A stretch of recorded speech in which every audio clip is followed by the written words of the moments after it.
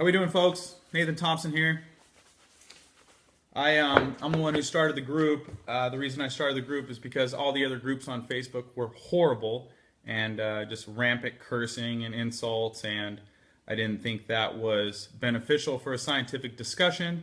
So I started the group. I think the reason the group is so good is because there are rules, and the rules are enforced. So no cursing, no insults. Please remember that, guys. What I want to do today is crush gravity, and I'm going to crush gravity using this book right here, The Greatest Lie on Earth, and it's by Edward Hendry. I know it's backwards, but I'm on the 19th chapter. All of this has been filled with just excellent information, stuff everyone should know. I mean, this is literally the Bible for flat Earth. You should get this if you're a flat Earth believer or you're someone who's questioning the flat Earth.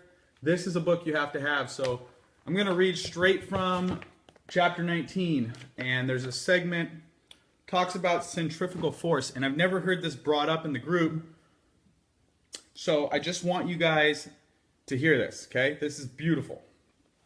So, says the problem with the gravitational theory is that according to that theory, the gravitational attraction to the Earth by all persons and objects remain the same at all places on the Earth. So what he's saying is gravity is the same everywhere on Earth, according to the theory, okay? So, assuming that's correct, that means that the gravitational force at the North Pole is the same as the gravitational force at the equator. That poses a very real problem if the Earth is spinning as alleged. Here's why. That is because the centrifugal force decreases every mile towards the North Pole. So think of it like this. You're on a giant merry-go-round, right? But the merry-go-round is a ball. If you're at the equator and the merry-go-round spinning around, there's more centrifugal force than if you're at the North Pole. Let me get into that in a little more detail. Hold on. So that's because the centrifugal force decreases every mile towards the North Pole, where the centrifugal force is ultimately reduced to zero at the North Pole, because the North Pole is the axis of the alleged spinning Earth. On a globe, as you travel north or south of the equator on the circumference parallel to the equator, the circumference parallel to the equator becomes less and less. Consequently, the speed of the Earth's spin at those more northern and southern latitudes from the equator would be slower than the speed at the equator. Now, for example, at the 45-degree north latitude, the Earth's spin should be approximately 700 miles per hour, 100 feet from the North Pole. The spin should be reduced to a quarter of a mile per hour. So at the 45-degree north latitude, Earth's spinning 700 miles an hour.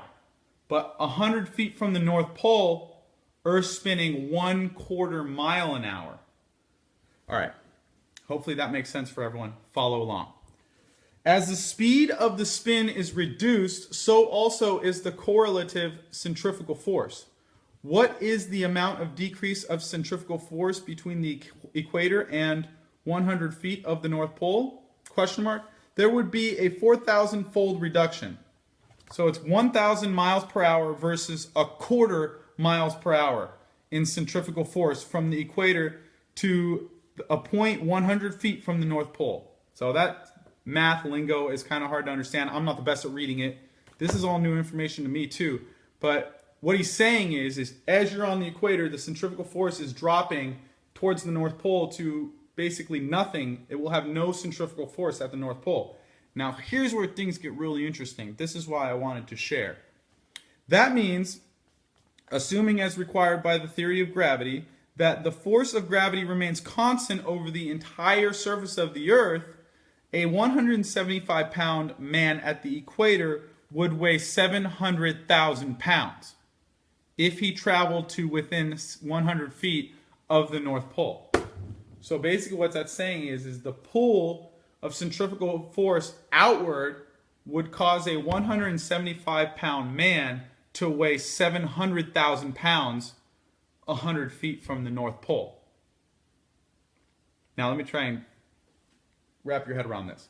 So this is one of the ways I thought the globe doesn't make sense. Is because if the globe is spinning and they say it's even pear-shaped because of the spin, then the water should pool around the middle. We should have no land around the equator. There should just be water around the equator, and then the land would be more near the poles or more near the southern and northern hemispheres.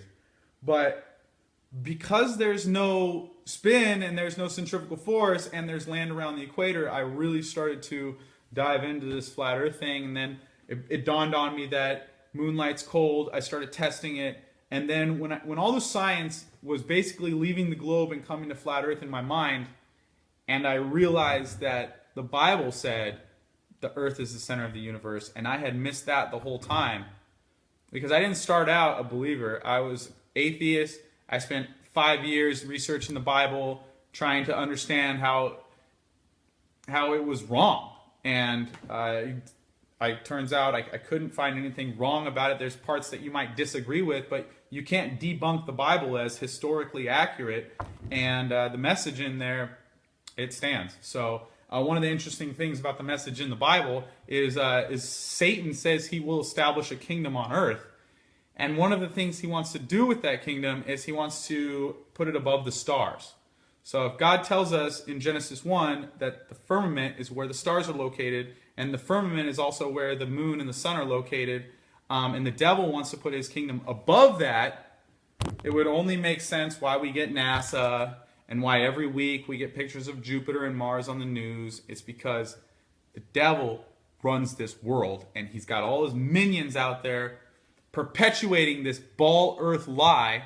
And the reason they perpetuate that is to keep you mentally blind, spiritually blind, only focused on hyper-consumerism, and they basically want you dumb and unaware that they worship Satan, they drink blood, they sacrifice kids, and they know Earth's not a ball. The people up top know Earth isn't a ball. They throw it in your face with all the commercials, all the media. It's pathetic. And they even throw it in your face with the UN logo. Now, trust me, one world government coming to a town near you. But they throw it in your face. Also notice the circle of the world is divided into 33 sections. The highest level of Freemasonry. We also found that Hillary deleted 33,000 emails. Also, President Obama called President Trump at 3:30 in the morning. Now, if you believe all this, you're just worshiping their sacred cow. You're just blind. Gravity has blinded you. Space has blinded you. And you'll believe whatever they tell you. So basically, if you believe in gravity, you have false gods. The scientists, sorcerers, they're actually sorcerers. They say scientists.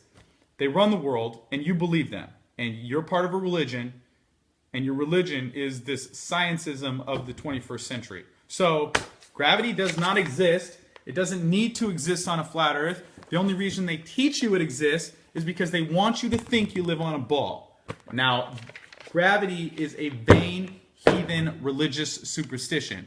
Anyone you find believing in gravity needs to get their head checked. What about the food, bro? Fluoride toothpaste. Yeah, so they want your mind in space, but then they want to pollute everything. They don't just pollute Genesis 1, they pollute the food. So GMO, they want you eating meat that, even if it's okay to eat meat, I'm not even going to argue if it's okay. The meat in America is poisoned. It's disgusting. We need to get away from it.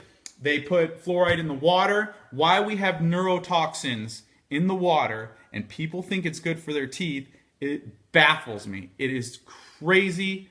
You are insane. The textbook definition of the word insane is someone that cannot perceive reality.